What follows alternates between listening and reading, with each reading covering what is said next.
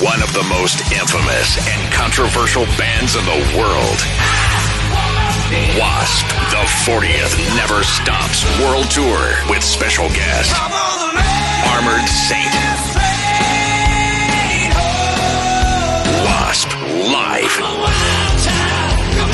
Go to waspnation.com for tour details and tickets. W.A.S.P, feel the sting. Welcome. I bid you welcome. This is Johnny Metal, John Clauser, the Metal Dad, coming to you from my music corner of the world. Now, today, as my co-captain, as has always been my co-captain during this lovely little series we call W.A.S.P Wednesday, the fellow man who's tearing down walls with me, the fellow who is coming back to black, who is screaming "Never Say Die," who is my running man, my fellow Habit in Black. I'm talking about John the Music Nut. How you doing, brother? I'm doing great. People going nowhere, looking for a ride. Yeah, there you go. That's right. Oh, geez. Yeah, that was, gosh, I think that was the first contrarian show I ever did, was talking about Never Say Die. I think that was the first time I ever was on one of these music panel channels. That was I gotta check that out, because I'll tell you what, I really like that album a lot. I've the few times I listened to it that day preparing for the show, I did too. But we're not here to talk about that Never Say Die. Oh no. We're talking about this Never Say Die that's on this album. Never Say Die. Oh. The part 2, The Demise, the Neon God. Mm-hmm. So as I mentioned in part 1 of this, there's no chart action to talk about. Nope. We only have one little different lineup thing. It's just not drastically different, but for the most part, basically the same thing that we had the last time around. So with that being said, I'm going to turn it right over to you, John. Let's have at it. Let's see if we've recovered enough after the big 64-ounce steak that we had to dive into with part 1. Yeah, that sums it up, John. It's all about the 4-pound steak. Yep, and I think as Jim Ross would say, tougher than if it was a $2 steak. Which was, that's about right.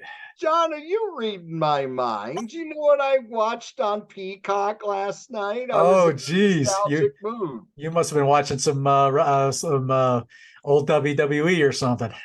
I was watching old WCW. Oh, WCW. Okay. 88. I think they were still NWA at that point. This was before the I believe so. I believe so. Yeah. Boy, that's an old back, boy. Coming soon to your YouTube channel near you. We talk old wrestling someday. So that's right. But for today, Neon God Part 2, The Demise. Let's have it. All right. Album number 12 from W.A.S.P, Neon God Part 2, released September 28, 2004. The second part of this rock opera. We got Blackie on vocals, guitar, bass, keys, and percussion. Is the percussion some congas in the background? Well, maybe there is, maybe there isn't. We got Daryl Roberts on lead guitar, vocals, percussion, and executive producer he's listed as here, which is interesting. That is interesting. Yeah. Mike Duda on bass, Stet Hallen on drums and percussion. Okay, this album flows differently from part 1, because part 1 you've got some spoken interludes and instrumentals to put the story together, I should say. Part 2, it's more of a collection of songs. Okay, now it is a better recorded and produced album. It is mixed well. You can hear the bass on here a lot more. You can hear all the instruments clearly, whereas on Neon God Part 1, it just came right at you. Now, as for the album itself, I'm not a big fan of this. I think that Neon God Part 1 is something that I could see myself revisiting throughout the years. Part 2, I think there are some strong tracks here, but as it goes on, it becomes a little too plodding and it becomes too much. There's not as much variety like you have on part 1. The songs, sometimes they do recall parts of part 1 to bring you into the story, and I think most of that works well. Actually, I should say some of it works well, but some of it, I think the songs just don't resonate. And I mean, and I have given this several listens, and it really hits me when I listen to part 1 and then I listen to part 2. Then I'm like, part 1, I think, is a much stronger record. But we'll go into it here.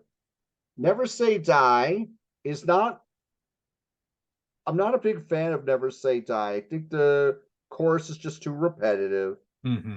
I mean, they usually start out hot, and W.A.S.P start out hot in the first 2 tracks.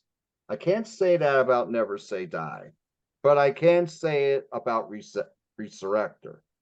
Now, that song recalls Sister Sadie. I think Daryl's guitar solos on here are excellent. It is more of a driving track than Sister Sadie and the Black Habits. I dig this track a lot. This is one of my favorites. The Demise is musically is the Rise, but the difference is now in the Rise, it's welcome to my world, my kingdom of make believe. Now it's welcome to my world, my kingdom of supreme, where he's the one to be worshipped and looked highly upon. It has that drama there. It's quite good. Clockwork Mary, not Cross-Eyed Mary or Lazy Mary or anything else. Or the Wayne Cries Mary. Or the Wind Cries Mary. There you go. Or Mary Jane. Oh, there we go again. That starts slow. It does add lyrically to the story. As a song, I'm not into it. It just doesn't really resonate with me again. I cannot say the same thing about Tear Down the Walls. I think Tear Down the Walls kicks ass. That's a wicked rocker. And it does gain momentum throughout. I like how the keyboards slowly come in near the end. And if you've been a fan of W.A.S.P, when Blackie plays the keyboards, they are very, well, if you listen to Headless Children, you had Ken Hensley on there. And he adopted that sound for the keyboards throughout his career. And, that's just, it's just one part of W.A.S.P. It's just a trademark of W.A.S.P. And love Tear Down the Walls. Love it. Now, from this point, I'm not a fan of this album because I think it just becomes too overwhelming and it's just too much. And I think it kind of gets plodding. And I don't think the songs are as memorable from this point. Now, okay, when I'm like, John and I are looking at these songs differently. John is looking more of a story. John is more into lyrics than me. I mean, if you haven't figured that out by now, I'm more of a, and that's as a compliment. It's just not how I'm made. Sure. Even though I love Rush, which is weird, but I'm more of the music of Rush. Even I can recite some of Neil's lyrics, but I'm not on that next level. Right. No way. No way. But here I don't think the songs really resonate. I mean, it seems like something like Come Back to Black I've kind of heard before. Same thing with Destiny's to Come. The Last Redemption is 13 minutes and it does recall things again, the story. And there are parts that I enjoy, but I think it just becomes too much. I think that if you took Neon, like, it's weird because Neon 1, I really dig. I don't think I could take anything off it. You don't have a great you don't have a great ballad on here either. Like on Neon God Part 1, you have What I'll Never Find, which is wonderful. You really have that here. I mean, All My Life is slower, but I mean, the Can't Take It No More again, recalling part of the story again. I think from this point it just becomes too much. Like, as though, okay, Blackie probably thought, well, I need to do 2 discs in order to tell this full story. You put these 2 albums together, it's close to 100 minutes, like 98 minutes or so. Something Maybe like if you, yeah, like, and I'm thinking, I don't know, maybe if, okay, end it with a song like The Last Redemption, but cut it down. I think that, I'm not saying all long epics are bad. I mean, Chainsaw Charlie is 8:36, and that's an epic, but that works perfect. And there's so many other epics we could talk about like that. Here, I think it's just a little too much, and I kind of feel that way about the whole second half of the album.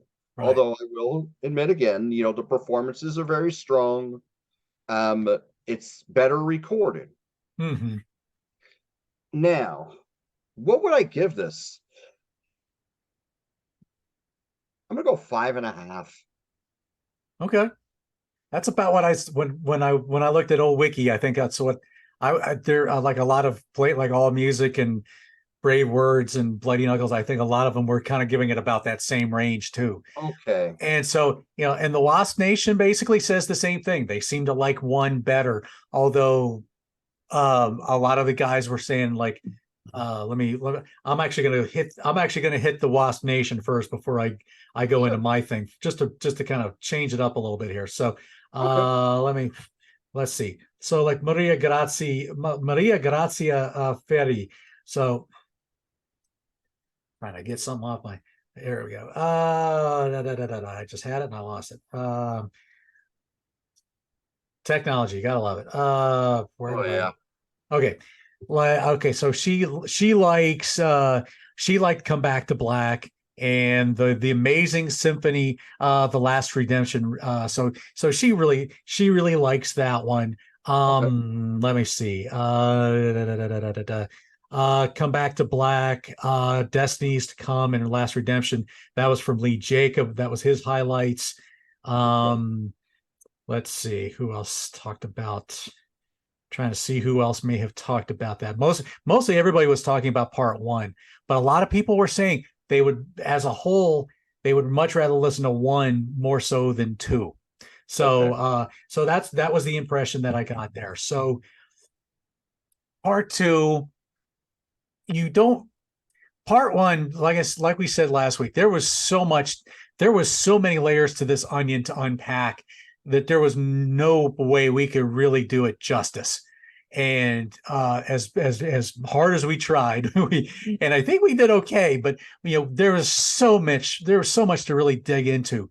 When you look at the story for the Demise, in the Rise, there's like, let's count it. 1, 2, 3, 4, 5, 6, 7, 8, 9, 10. You have 10 pages of the CD booklet just to the story alone. In the Demise, 1, 2, and maybe a half or a quarter to a half or a third maybe. And that's it. So you don't have as much story to flesh out into the songs. So a lot of what you're getting here is, okay, so let's look at Never Say Die. So the disciples are talking to Jesse here with the Never Say Die no more, Never Say Die. And then Judah talking to Jesse about, where do we go from here? Okay, so Judah's realizing, because he's now realizing that Jesse's not comfortable with doing all this, and he's not this Messiah that everybody thinks he is. And he's just this con man kind of thing. But he's going to keep going. He's going to try to keep going, but he's starting to realize that I'm not who you all think I am. And Judah's trying to get Jesse to come on now. What where do we go from here? This is take us down all to your heaven, to my pagan son, kind of thing. So they're wanting to go into Jesse's world here, because that's where Jesse's the king here. So you have that. Now, you mentioned in the first album that there was like no Blackie screams. Well, Never Say Die has a good one. It's like, yes, do that toward the true. end.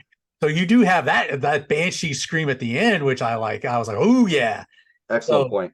So I have to give Blackie credit for that one, because that's a great one. That one is a great one. Resurrector, here again, Jesse's talking to the congregation. This time he's in king mode here. So, fall before me, bring me love. In here we are all pagan, naked celebrations of, so he, you read the story and you realize what kind of the stuff they're doing. This is some pretty kinky stuff that they're doing here. So kind of crazy. So again, the disciples are staying out to the congregation. Then you get the part about where it kind of recalls Sister Sadie here again. So that's Resurrector. Again, not a bad track. It's got some good guitar work. The Demise, again, recalling the Rise. Again, like you said, changing the different lyrics, how the congregation speaks to Jesse and how Jesse's speaking back to them. So you have, again, the whole cult leader kind of thing is just, it's in full force. Mm-hmm. But then here comes Clockwork Mary. This is the shift in the story when Jesse is suddenly completely crushed. As let me just read the part where he says this. Let's see. Okay. I was at the peak of my ministry. It was in one of our nightly celebrations that something caught my eye. With the light of the stage in my eyes where I was, it made it sometimes difficult to see the congregation. But there was an image that was half in the light and half in the darkness. I could not clearly recognize. The image kept pulling my slowly 3 men and a single woman, naked, came into the light. We had a new follower in our midst. I had not seen her face in nearly 20 years, but I still knew her. The last time I saw her face, I was hysterical with fear. And when I saw it, the same feelings flooded over me all over again. The face was my mother's. So you have this shift where all of a sudden those memories from being from 6 to 8 years old and him being dropped off at that orphanage suddenly come flooding back into his brain. And all of a sudden he's realizing, all I wanted was love, reaching back to the Billy character here. He just wanted to be loved. He wanted the affection. And, Jesse's mother was, let me see. I'm the broken piece of your life. Why did you come, fall before me and say I'm your one, but you've gone, but you gave, but taken my life. So he's realizing, oh my God, all of this has suddenly completely destroyed who he is as a person. And he is seeing that he is just this, he's just not, he is nothing. He's not this neon God, that everybody's making him out, that he's not this Messiah that everybody wants him to be.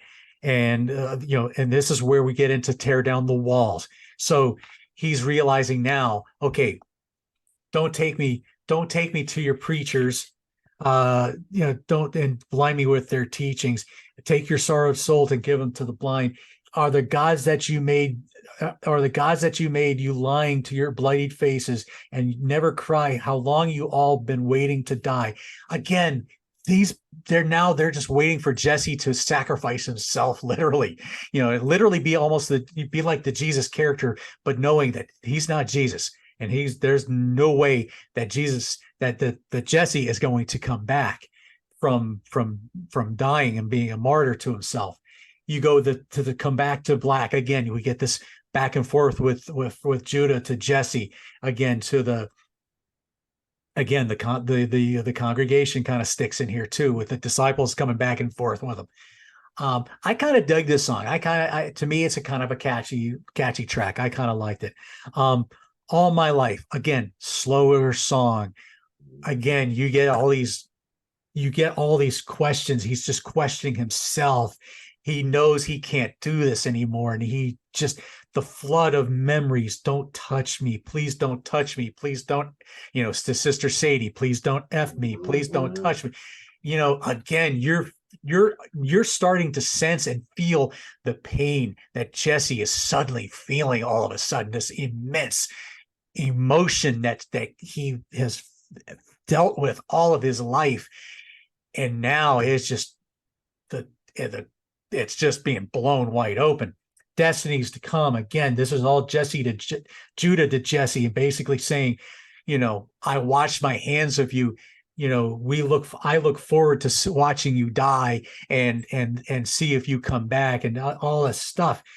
And watch what happens to the followers who believed in what Jesse taught and said and everything. The last redemption, the epic.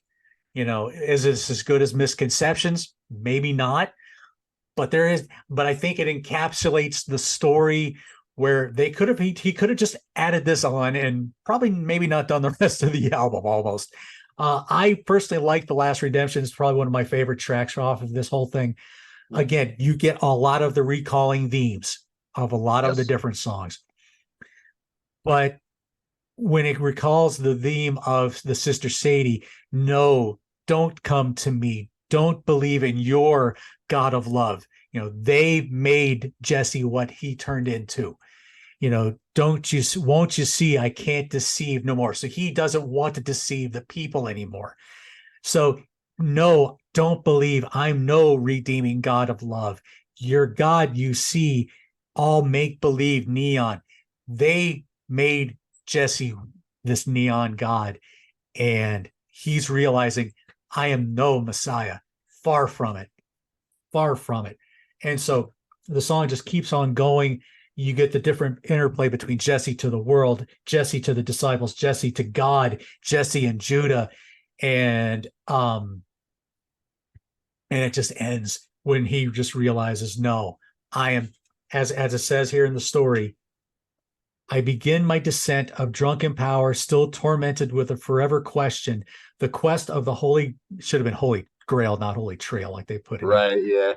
Is there something out there greater than us? Is there a God?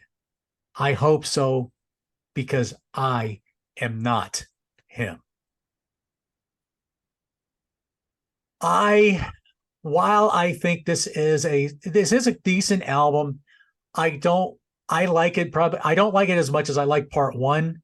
I do like the fact that this is not as much of a wall of sound crashing upon you like part one is. It's still a good, to me, it's still a good record. I probably would only give this maybe about a 7. Okay. But I think, and it could even be a 7.5, because like I said, for me, the Last Redemption, I think, is really kind of what pushes it up there for me. But it's a good conclusion. It concludes it. But I think there's just so much to the onion to peel back and to read into. And again, is this as strong a story as Crimson Idol? Yeah, maybe not. I think the Crimson Idol story, there's something that Jonathan, I think, that resonates with a lot of people, a lot more than I think the type of people that Jesse resonates. I agree with that. But this certainly does. This certainly gives a strong look into cults and to, not quite an organized religion, kind of, sort of, but it's definitely into cult territory. So, so with that said, I'm going to turn it back to you to see if I didn't recall if they did any tours on this half of it or not, or if they did just the part one tour. Thank you, John. And again, you always do a great job talking about, you're welcome. I mean, talking about what Blackie is discussing here and the meaning behind the story and all. I mean, it's just when you say, now the thing is, I'll say my thing, you say your thing, and then I'm reading the lyrics along with you, and then I'm like, maybe I should revisit this, you know? Just I don't gotta know. tell it like it is, you That's know? right. But That's right. that's awesome. Yeah. Yes. Now, for part two, they only did 26 dates, and they did, let's see here. They went and they did a few dates back in the States again. They hit Phoenix and Seattle, Washington, Key Club in West Hollywood, California, Galaxy Theater in Santa Ana, California, Roseland Theater in Portland, Oregon. And Hmm. then they went back to Europe and they hit some of the other cities that they had hit before. Right. And yeah, a lot of the same venues too. Hmm. They hit again. I didn't write them down, but I did notice that they went right back to the same venues to do part two. Now, for the tour, the songs from Neon God. Now, part one, they did Raging Storm, which they didn't do for the Neon God Part 1 tour. For Part 2, the Demise, they did do, well, John, you'll like this. They did Come Back to Black, and they did Never Say Die. Okay. So yeah, they did only 26 dates. Oh, excuse me. And the majority were in Europe. So now I haven't done any research on future dates. I'm wondering, did they hit any of these albums again? I guess I'd have to look. I probably would have to look again because I kind of don't think he does. I'm thinking that too, because I think by that point it's just okay, push one or two from the new album, and then more often than not, you're going to be hitting Crimson Idol back. Right. Yeah. And all the, as we like to say, all the usual suspects. Right. Thank you. All the usual suspects. But yeah, I think there are, like I said, the W.A.S.P Nation certainly would like to see some songs pulled from one of these. Again, these are, I'm going to turn it this way so you can see it there. There we go. Again, these are very interesting albums. There's like a very deep story. There's a lot you can read into, and there's a lot that you can. I don't know. I don't know if anybody really has stories like this that they could talk about. If they had any kind of a childhood similar to what Jesse had. For those people's sake, I hope they didn't. Right. It's worth checking out. Like I said, it is part of the catalog that I tend to reach for the least because there is so much to dive into. But don't sleep on it. If you just really want to take a good dive into it, it's worth it. It's worth the listen to. So, but now next week, I have no more wings. Yeah. We get into Dominator. Yeah. I should have This grabbed mine. It's right over there. this is going to be this is a good album, and it won't be as much to peel back. But I'm looking forward to getting into this one. But for let's see, John, do you have anything that you need to plug before we head out? I'll just as far as plugging, well, before I get into any plugs, Okay. if you want to check this album out, this is on Spotify. KFD and what am I forgetting here? Hold on. Still Not Black Enough. Thank you. Still Not Black Enough and KFD. They're not on Spotify. Those CDs are hard to find. These CDs, you could find them, but I'll tell you right now, they're going to cost you a lot of money, unless you get lucky like I did. Yeah. And I was able to get these fairly reasonable on eBay from someone who was selling off his brother's estate. Condolences to your brother. Yeah. a great Absolutely. taste in music. But yeah, these you can definitely check out. Unlike like KFD, you're gonna or still not black enough. They have the songs on YouTube, but these you can listen to on Spotify. So I just wanted to get into that. As far as plugging things, well, we'll continue. John and I are going to continue doing this series right through the end here. Yep. Tomorrow night. Well, actually, I'm sorry.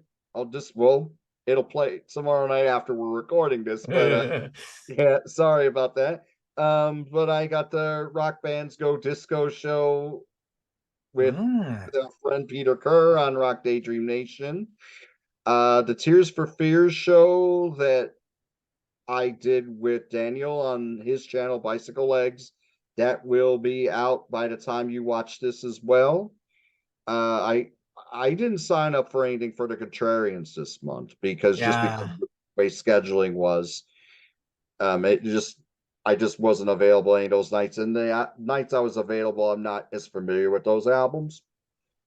But that's and I'll have here we go, Grant's Rock Warehouse.